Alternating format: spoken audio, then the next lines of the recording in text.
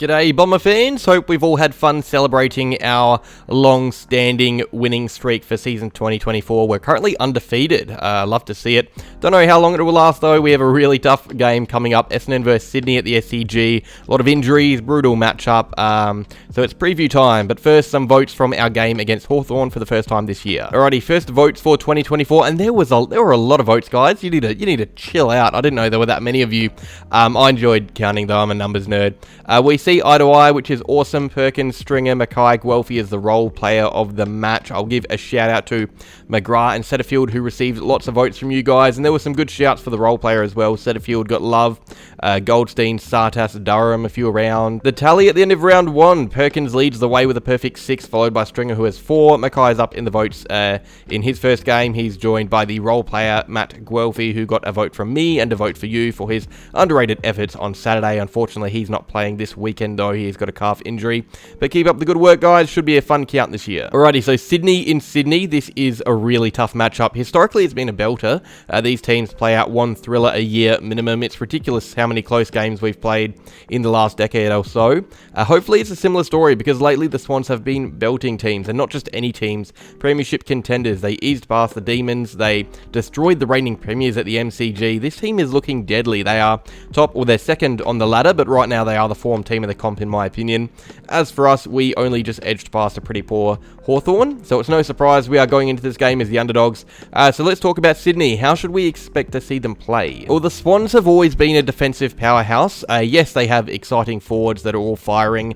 They have hard gut-running midfielders, but it's their team defence that really makes this side, the good side they are. They strangle teams inside their forward half and force them into turnovers close to their goals, and then they got class through the guts to spot up forwards inside 50, and the thing is, they're doing it with an undersized engine room. They don't have Taylor Adams, Callum Mills, Luke Parker, but they are getting the job done. It's really impressive.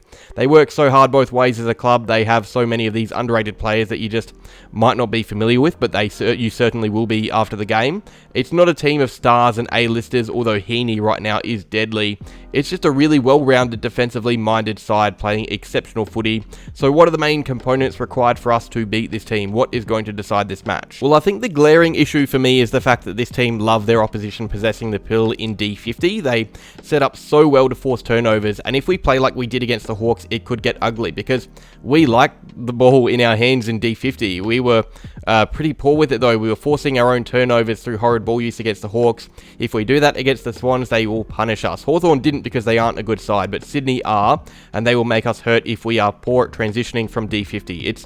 It's a fascinating matchup, because it's our main strength usually, our ball movement from back there, but the Swans are so good at defending it. I mean, they strangled the Pies, who are known for their fast and slick ball movement from defence. If Collingwood struggle at the G, I don't know how we're going to go in Sydney. It's a real worry. It means Martin and McGrath really have to be on. Martin especially, he was poor against Hawthorn in my eyes. He needs a bounce back game. And on the flip side, we need to try and desperately defend their ball movement, which is just an impossible task. I would go as far as to say Sydney as a team have the best field kicks in the league. It's really good watching them in full flight, really exciting. We've got Merritt and Martin, but they've got Blakey, Braden Campbell, Errol Goulden, Justin McInerney, elite ball users, and even guys like Chad Warner and Ollie Florent are really handy as well. Young Matt Roberts is another one who is known for his kicking. We're bad enough at defending a fast-moving footy as it is, but against a team that moves the ball this well, we have to be on. Our wingmen, our attacking defenders, they got caught in transition and caught ball watching at times against the Hawks. If that happens here, where we can expect a belting. I think the main area we can get on top of them in is the midfield. Like I said, they are undersized there now. They've lost some strength inside. So have we, I guess, but we at least have some good clearance operators available still. They are one poor performance away from being beaten in the engine room. That is individual performance, I should say. Heaney can't maintain this form forever. Rowbottom is serviceable, but I think he is a chink in the armour that we can exploit, especially if Draper returns. We can double team Grundy in the ruck, win territory through pure grit like we did against the Hawks with Perkins and Durham and Setterfield, because that's probably the main way to win against this team. They are so clean on the outside, you almost want it to be a scrappy game. They're a team that really build their game off contest, pressure and class outside. So if we can beat them at least in the pressure element to win more of the ball, I think it goes a long way. In fact, I think the only way we can win this game is if we really dominate those centre bounce clearances like we did against the Hawks. Our backline is so undersized this week with all these injuries and suspensions. The Swans are too good around the ground to contend with. This game needs to be won by those contested ball winners, something you don't usually see with Essendon, but I'd love Scott to instill that into our game style, give us another way to get the job done. We did it against the Hawks, now to see if we can do it against a good team. I think it goes without saying, but we need to be efficient in front of goals again. Against a team like this at their home ground, you can't afford to waste chances, especially early in the game. The best pressure is scoreboard pressure. I do think forward pressure is crucial in stopping guys like Blakey, and we did that really well against Hawthorn. We shut down Sicily and we applied scoreboard pressure consistently. So if we can apply both forms of pressure, if we can get chances and finish those chances, it would go a long way. I expect us to do so as well. Peter Wright, Kyle Langford, Jake Stringer, we have very good set shot goal kickers, thankfully. It's going to be really tough for our key forwards to take control of the game. I think if Draper comes back, he probably replaces Jones, but just because we need a bit of bash and crash to disrupt their key defence. But the names aren't solidified stars in that backline, but it's a solid backline. You look at Tom McCartan, who I think is one of the most underrated key backs in the comp. Lewis Melican was really impressive against Collingwood, and then you got Rampy and Blakey, who are rock solid and attacking as well. It will be up to Wright and Langford to win those one-on-one battles to help us inside 50, and for the other forwards to try and help nullify the impact of those defenders. We know how good they are at using the ball around the ground, so we can't let them win every inside 50 aerial contest that comes their way. They look like one of the best defensive teams right now. A lot of it stems from their work up the field, but in D50 as well. They kept both Melbourne and Collingwood to just 10 goals, so you would have to expect, based on that logic, that we would be lower than that amount. And also, vice versa, our defenders will need to have big days. We are falling like flies down there, and that Sydney forward line, it bats deep. It functions a lot better without Franklin. Papley and Heaney are obviously stars who can win a game off their own boot if they're playing well, so it's tough to contain them. But Amati, McDonald, McLean, Haywood, they're all capable. I think they have the better forward line, less weak links than what we have. We aren't going to be able to kick a big winning score against them. Like I said just before, they kept two very good sides to around 10 goals.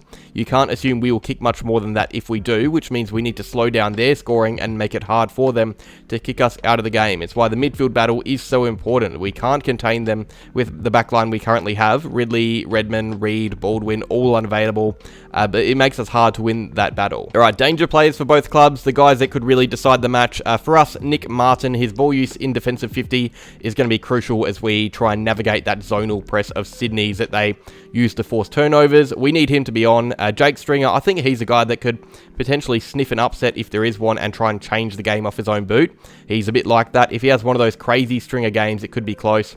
And finally, Will Setterfield. They are down some big midfielders. He could have a breakout game and announce himself to the league here. We already know he's good, but the league could if he really passes this test. It's a good test as well because he's been quietly putting together some really good games with us. I'd love to see him take this one by the hands and really make an impact with it. As for the Swans players, Isaac Heaney is in obscene form right now. It's not really fair how good he is, so we have to watch out for him in the guts and up forward. Errol Goulden is obviously one of the best players in the comp, but Nick Blakey is my last one. I think he's going to be the guy that really kills us out of defense from transition play. We can't defend it, and he is one of the best rebound 50 kicks in the comp. That isn't a great combo. Alright, team news. We have quite a few changes to make. Zach Reid is injured. He should be replaced by Jaden Laverde, you would think. Mason Redmond is suspended. I think the most logical thing to do would be to shift Jake Kelly to defense and start Sartas on the wing instead of sub. Maybe bring in Nick Hind or Ben Hobbs, who was good in the VFL for the sub role. Mac Welfie, he's not available. He's got a calf strain. Hind could even go there.